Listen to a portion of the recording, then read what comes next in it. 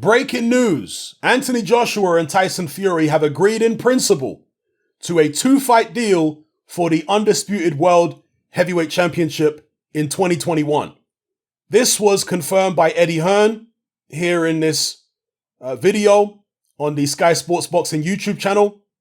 Also confirmed by Tyson Fury himself on social media, and there are various YouTube boxing channels which are posting this video. Fury's making out as though the fight is a done deal, whereas Eddie Hearn is saying actually no contracts have been signed. What we have is an agreement in principle in terms of the split and in terms of the basic structure of the deal. There are still some things to iron out.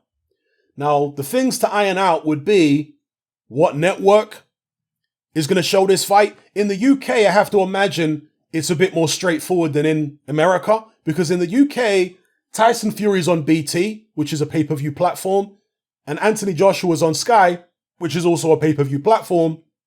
And we've seen in the past, when a situation like this arises, the two networks simply both run the pay-per-view, and it's a 50-50 split.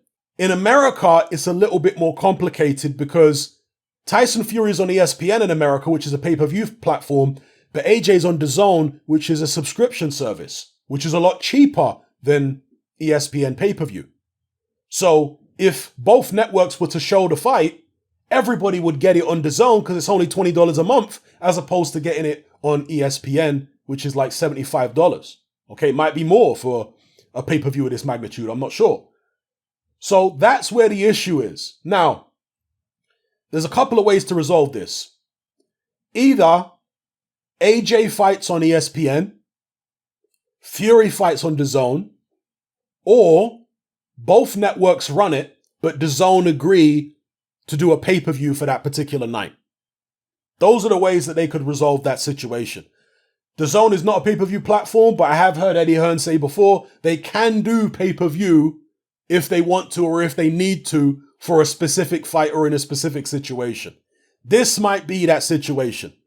Now, that would not be good for our friends across the pond who are boxing fans. They, of course, would love to pay $20 for AJ versus Fury unification.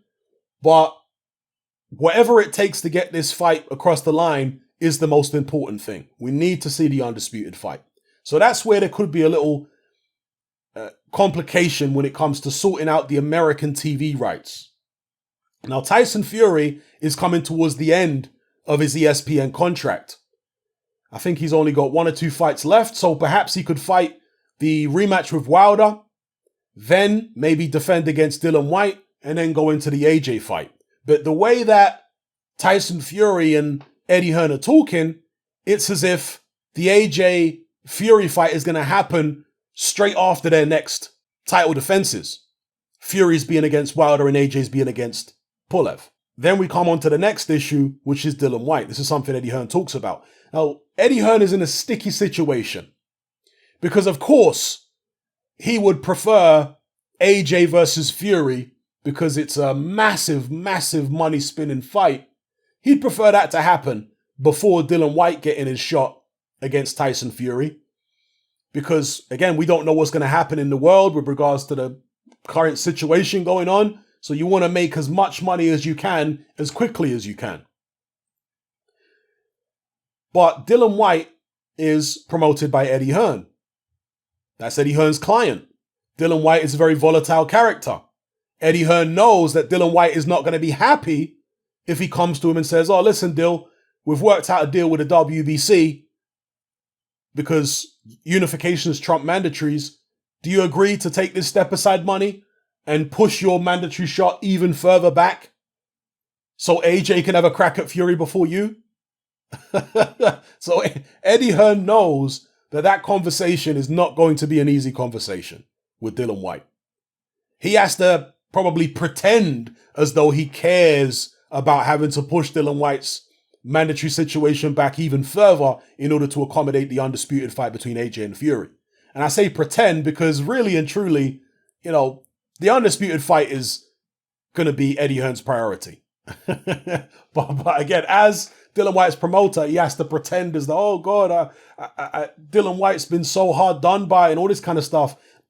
he's going to fight Dillian Whyte's corner ordinarily. But if he has to choose between AJ and Dillian Whyte, you know he's choosing AJ. Okay? That's where Eddie Hearn is at with it. So he's got a little bit of a conundrum to work out in terms of how he's going to deal with the Dillian Whyte situation. In fact, I heard Bob Arum say in the past couple of days that he thinks the WBC are going to elevate Tyson Fury to super champion. And therefore, Dillian Whyte will get to become, well, actually with the WBC, it's franchise champion, isn't it? So he thinks the WBC are going to elevate Fury to franchise champion and Dillian Whyte will get to become the regular champion. Now, I'm sure Dillian Whyte will not be happy about that because it's just the same as with the WBA. You've got the WBA super champion who's viewed as the real champion. Then you've got the regular champion who's not even viewed as a proper champion by most people. Yeah, and Dillian Whyte always wanted to be the proper WBC champion. Not no secondary champion, but the top guy. And when you become franchise champion, of course, you can pick and choose your mandatories. Essentially. You know, franchise champions, to my understanding, they don't have the same mandatory obligations that regular champions have. So, yeah, again, Dillian Whyte, I'm sure won't be happy about that. And that will put Tyson Fury in a very privileged position. So we'll see what happens here, people. There's still a lot of obstacles to get over, including the Deontay Wilder fight for Tyson Fury and the Kubrat Pulev fight for Anthony Joshua. This is heavyweight boxing. Anything can happen. We should all know this by now.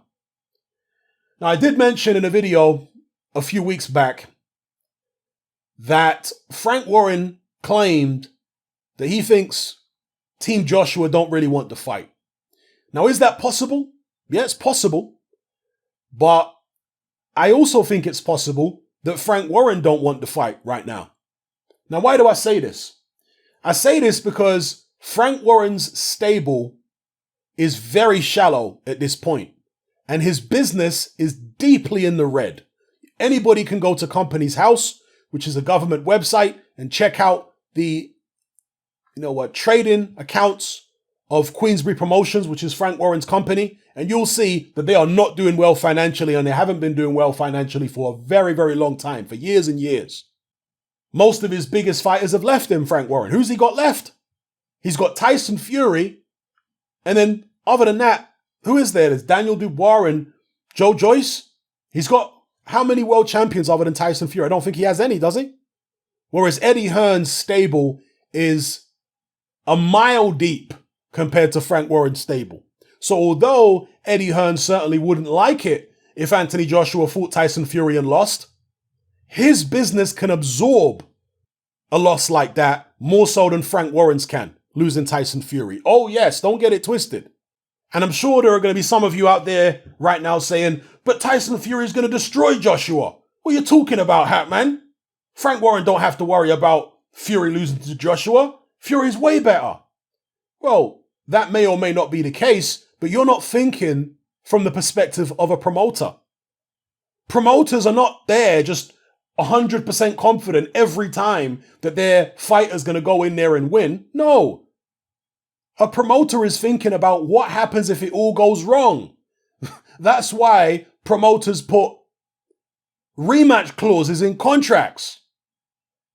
Because although they might be 100% confident or 99.9% confident, there's always that 0.1% thinking, okay, what if it does go wrong? I need to put some kind of contingency plan in place in case it goes belly up. Frank Warren is a very experienced promoter who's been around a very long time. He has been in many situations in his career where he was so sure that his man was going to win a fight, but he ended up losing. I mean, a couple examples which spring to mind would be when he put Enzo Maccarinelli and then later on Derek Chisora in against David Haye. In fact, he was speaking recently about the Maccarinelli-Haye fight, saying how confident he was Maccarinelli was going to do the job. So he was surprised that Maccarinelli got blown away in a couple rounds. And maybe not quite so surprised that Derek Chisora lost to David Haye, but still, he was confident that his man was going to do the job. So he knows, particularly when it comes to heavyweight boxing, that you can't be complacent from a business perspective. Yeah? And as I say, Frank Warren's business is seriously struggling. And in the midst of this situation that we're all dealing with worldwide, it is going to have an enormous economic impact, a detrimental economic impact on the sport of boxing. And that's going to hit Frank Warren even harder. I mean, think about it. Frank Warren has got Tyson Fury, but Tyson Fury is based in the United States. How much has Frank Warren really benefited financially from having Tyson Fury on his books? Not as much as he would have done if Fury was based in the UK, or if Fury didn't have a co-promoter in Bob Arum. Okay? Eddie Hearn is making, you have to imagine, much more money from Anthony Joshua at this stage than Frank Warren is currently making from Tyson Fury. I'm not talking about Bob Arum, I'm talking about Frank Warren.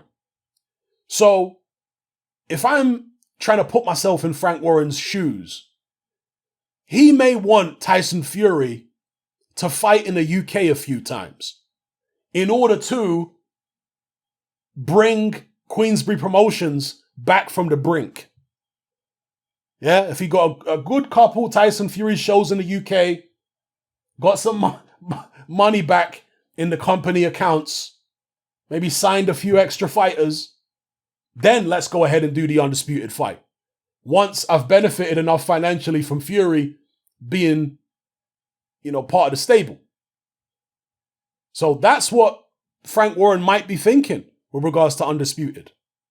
How does it benefit him if it happens sooner rather than later? Because at the moment, it looks as though Fury Joshua might happen abroad. And even Eddie Hearn saying that that's one of the things that needs to be worked out is the location of the fight.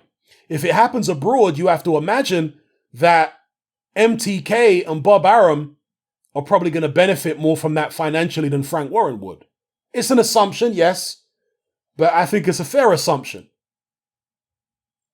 So it could be the case that Tyson Fury wants it, that Anthony Joshua wants it, Bob Arum wants it, MTK, Eddie Hearn, but does Frank Warren really want it? Maybe he does. Maybe there's nothing to what I'm saying, but it's a possibility. Because again, he's a businessman. It's not about being a boxing fan and being a fanboy. No. He's a businessman. He doesn't just only think about what happens if Fury beats Joshua. He also thinks about what happens if he loses. He knows it's heavyweight boxing. I'm sure he believes Fury 9 times out of 10 beats AJ, but what happens that 1 time out of 10? So I think it's perfectly possible that it's actually Frank Warren who maybe might not want this fight right now. And he's looking at a longer game which will benefit his company in the long run more so than doing the Undisputed fight quickly. It's also possible that he does want the fight right now. I'm just putting possibilities out there. That's all I'm doing, people. Don't get mad. Is it possible that Eddie Hearn doesn't want the AJ Fury Undisputed fight right now, like Frank Warren said? I addressed that in a previous video. Again, yeah, it's possible. But his business can absorb a loss. AJ losing more so than Warren's business can absorb it. It's far deeper. His business makes far more money. It's far healthier than Frank Warren's business. So he can absorb that. And it's a 2-fight deal anyway. Right? So let's see what happens here, people. Hopefully, nobody is interested in diverting or going here, there, or wherever. And the fight takes place. It will be a tremendous occasion, a tremendous event. And once and for all, we can find out who the true champion is in the heavyweight division. And really and truly, a lineage could start from there, because there's been all this stuff about Tyson Fury being lineal champion. If you get an undisputed champion, that's the real lineal. And we can start, and see, this is why it's called undisputed, because nobody disputes that this is, the winner is the real champion.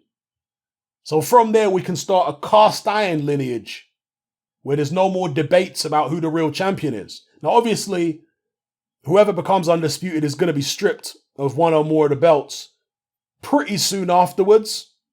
but that person will still remain lineal and consensus champion, even if they don't, hold on to the rest of the belts. As long as there's no hiatus, retire for 2 years and come back. I'm still lineal. No. As long as they remain champion and continue fighting and defending whatever belts they have, they'll be recognized as the consensus champion. And obviously, if they're, trying to maintain the status as consensus champion, then as the years roll by, you'll expect them to try and maybe consolidate the belts again or take on the other leading heavyweights in the division to maintain that status.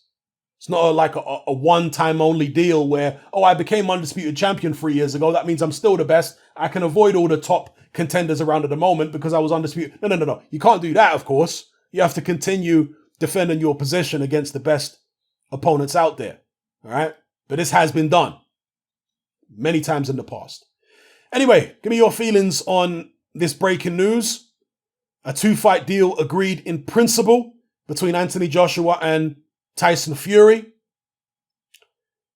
A lot to get past before we see the two fighters in the ring. But it's good to know that the structure of the deal has been agreed upon by way of the money. I have to assume it's just a 50-50 split. And when it comes to the UK, I have to assume that Tyson Fury takes a share of the BT pay-per-view and AJ takes a share of the Sky pay-per-view. In America, God knows how they're going to sort it out, but hopefully these are things they can get over the line. And my personal opinion is that both Anthony Joshua and Tyson Fury want this fight. That's my personal opinion. I think they both want it. But it's possible, and I hate to entertain these things, it's possible that there could be businessmen on one side, on the other, or on both, who maybe think it's not the right time right now for their own personal reasons, perhaps. Let me know what you guys think in the comment section below. It's happening, I'm out. Join me on Patreon. I upload a minimum of 2 podcasts every single week, covering a wide variety of controversial topics, as well as live stream Q&A sessions. Take a look on screen right now at some of the podcasts I've produced so far. For just $3 a month, the equivalent of about £2 a month, you get access to all my new podcasts and my entire back catalogue of past podcasts, including my popular Confessions of a Nightclub Bouncer series. You can listen on your computer or on your smartphone or tablet by downloading the Patreon app from the Google Play Store or the App Store for free.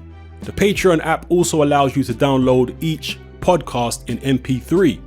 For less than the price of a cup of coffee, you get access to dozens of hours of exclusive content.